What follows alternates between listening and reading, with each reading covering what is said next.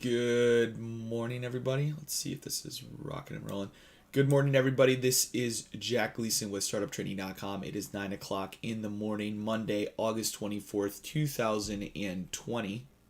And we almost have no news events for the day. But later this week, tomorrow, 10 a.m., consumer confidence for the U.S. markets. And our Red Star news events are going to be on Thursday. The first one, Fed Chairman Powell will be speaking.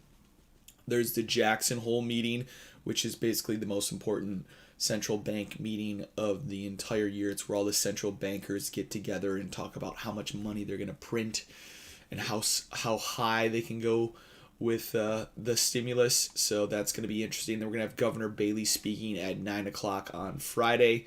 And then we're going to have the Jackson Hole meeting day 2. So that's all coming up. Just a quick note for you guys, next week I will be in Montana all week long. I'll be gone Monday through Friday. Perry is going to be running the room in the morning, just so you guys know. So just wanted to give you a heads up on that. Let's start off here. I've titled this All-Time High Markets Blast Off. More highs, more buying. And I want to start off with the S&P 500. We'll go to the daily time frame since it's the beginning of the week and just look at some of these higher time frame targets. Now, we blew through what was a traditional target, the negative 23%, a couple of weeks ago, early in August, and our highs of last week were this negative 61. We then moved into a daily extension.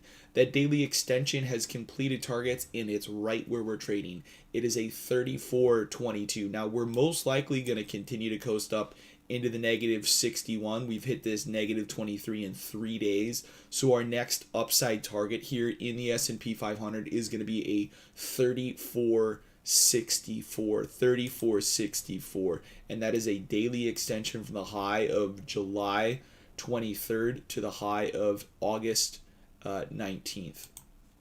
Moving on now, what we had coming out of the lows, we had this first test of the extension in the overnight session on Thursday, bid off of it in the morning. We retested those lows, that leg start, and then just ripped higher. What I'm actually expecting here is a daily extension to begin again from Wednesday's high to high. And I'm just going to be looking at the higher time frame right now. That is a 38% attrition is 34.13 quarter, and the 50% attrition is the 34.0975. That is the first move I'm going to look at here for the S&P. But in the overnight session, I can show you guys what the sequence was. We had an extension. So coming out of these lows here, there was, it's kind of hard to see, but yeah, actually on Friday there was this extension from 33.6975 to high.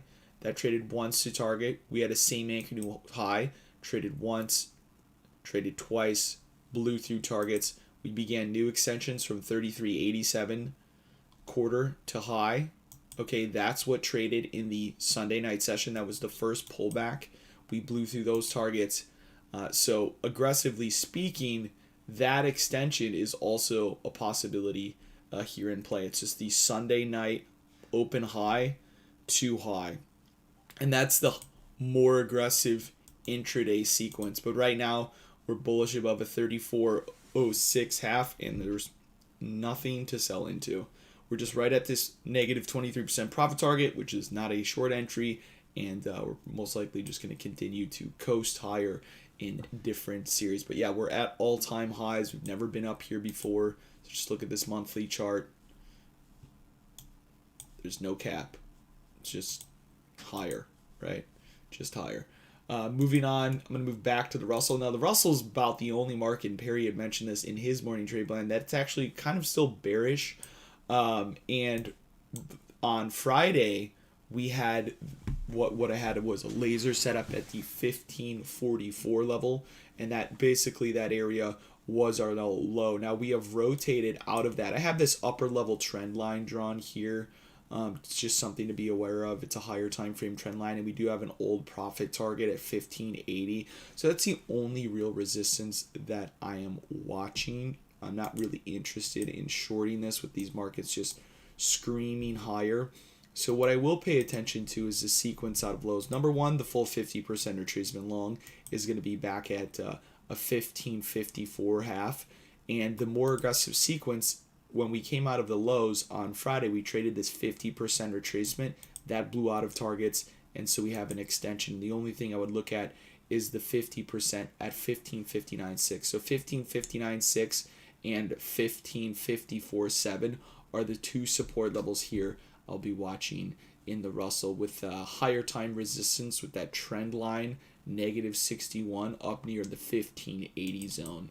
Moving on to the Dow, which had its pullback into a 50% retracement here on Thursday. Now, initially the Dow had a similar extension to the S&P 500 on the daily chart, and that was from the July 15th high to high. That traded, and it didn't pierce during the regular trading hour session. It only pierced in the overnight session. So I would re-engage this extension if we did come back into it. That would be down at 27,738, quite a ways away, but definitely a possibility here. I do want to leave up the original extension that held outside of the after hours. It only broke in the after hours because there's most likely still positions from those levels with an upside target of 28,306. Now, just like the S&P 500, the Dow had that extension trade just after the open on Sunday night. Now, we've totally gone through those profit targets. I'm going to use that same anchor new high, the 50% and 38% retracement, as the support levels. I like the 50 here better just because it's closer to what was the consolidation before the breakout. It's a 27,973 support level. 27,973 support level. Moving on to the Nasdaq, which is just ripping, as I believe I read that Apple has added $250 billion to its market cap over the last week, and over the last month it added I think it's added over $500 billion, which is larger than the market cap of like 496 companies in the S&P. So amazing. It really is amazing, Apple, and the move it's had here. Now, we have this daily extension that traded on Thursday in the overnight session. That completed targets just in a front run on the Friday, and then we pulled back into an extension from 11,336 to high. So that's the hourly sequence. The Wednesday high to high is right now our daily sequence, but there's an even more aggressive 11,524 to high that you could consider the hourly sequence. And that's this zone right here. So both of those are valid anchors. One of them is just an hourly time frame, and the other one is a daily time frame, and we are absolutely bullish about both of those. Moving on to oil, which is a little sloppy here. It's still in the range. We basically have just run to the top of this trend line. I will look at this full 50% retracement long, but it has yet to have held. Like, we really have not held halfway back long to target in quite some time here in CL. So although I do expect this to 42.18 to be a support level, I'm not sure if it's going to complete because we really just can't get above 43 here. We could head all the way back to the bottom of the range. So the oil is definitely more of a range trade here, but the first support would be a 42.18, and we're going to be most likely coming into that at some point close to the open based on this reversal here. So 42.18, only thing I'm looking at. Higher time frame support, maybe this is the level we need to test before we really get going, is this 41.12, and maybe that comes into play later this week. Moving on then to the USD JPY, we're still inside this halfway back short from the August 12th high to low. It's a 106.05. We've gone down, we've retested, we're in a tight consolidation. I'm only looking at the 106.05 right now. There's really not much for me to do because we've already traded it twice, and we're kind of just inside that range. We're inside the day's range of Friday right now. So I think we could get some more selling pressure if we lose the 105.40s, or potentially a squeeze back up into 107 if we can clear 106.05 with some momentum. But right now where it is, not really interested in it. The Aussie dollar has had a second test of its 50% retracement short here from what was last week's high of Wednesday to low. Okay, we traded it once, the overnight session Thursday going into Friday, and then here is that second test, top of the range. Downside target is a 71.02. For the euro has this daily extension. I'm going to have to back out on the daily time frame. It is from the high that goes all the way back from, what is that, June 10th? That June 10th high to the current high. Now, we have stuck this 38% retracement at a 117.57. That upside target is a 120.93. And right now, last week, we had a 50% retracement short that led us down into that support level. We technically broke the next measured move after trading the support. So we do have a first 50% retracement long that is valid, and that is at a 118.01 here. So that's a valid long setup, 118.01 for the Euro USD. For the pound, the higher time frame 50% retracement long I'd like to see trade is a 130.39. It's an extension, 50% retracement long. You can just see all of this support here. Just, it's not like it's an entire zone. There's been buyers at that 130.40 to 130 level. It's 40 pip range. Realistically, it's pretty big, but that is really the only thing I'm watching here for the GBP USD, 130.39. USD CAD continues to be very bearish. Just look at this daily chart. This thing just cruising lower, just down, down, down, down. Our downside targets in the USD CAD are a 130.82. What we could look for this week, because we have gone to lows, is a full 50% retracement short from Thursday's high to the low, and that is a 131.89, 131.89.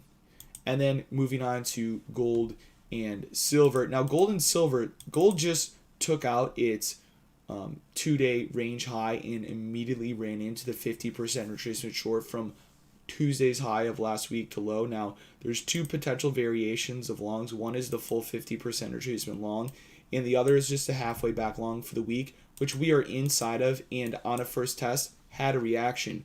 1954 traded all the way up to 1961, but we're back below that. So the only untested support now is a 1943 half.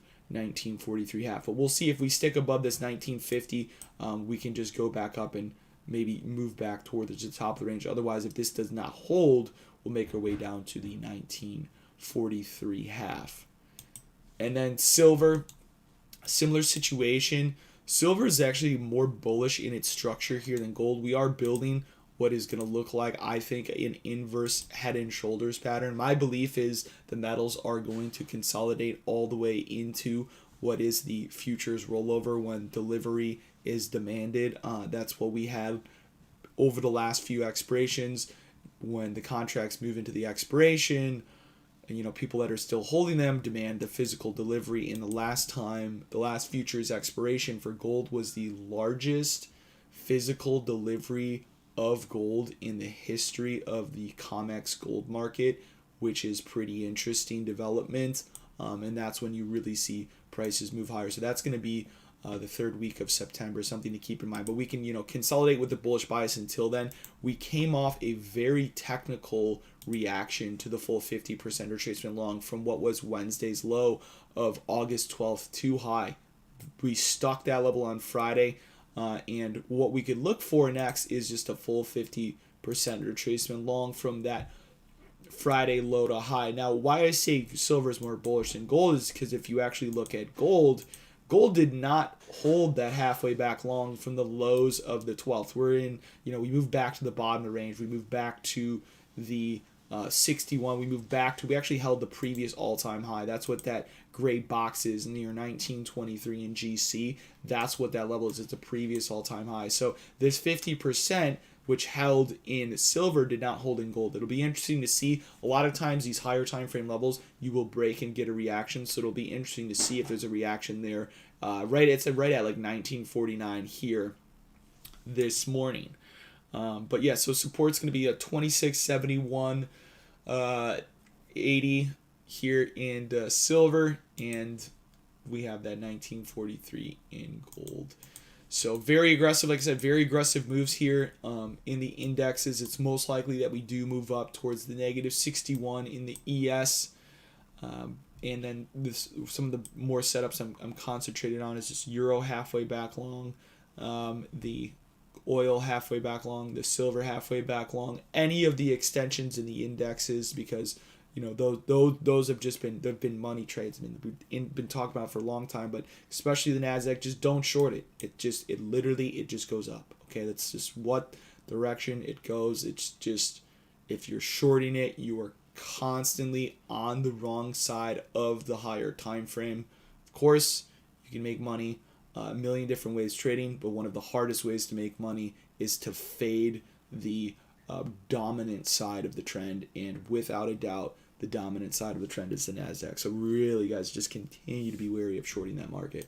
But anyway, that's going to wrap up my morning trade plan. If you enjoyed this content, give this video a thumbs up. This video is for startup trading members only in the morning, and then if I remember actually to make it public on my YouTube later in the day. If you're interested in joining startup trading, click the links below. Everybody trade safe. Have a wonderful day. I'll share my levels with you guys in the trade room, and we'll go live and go about the day. Take care.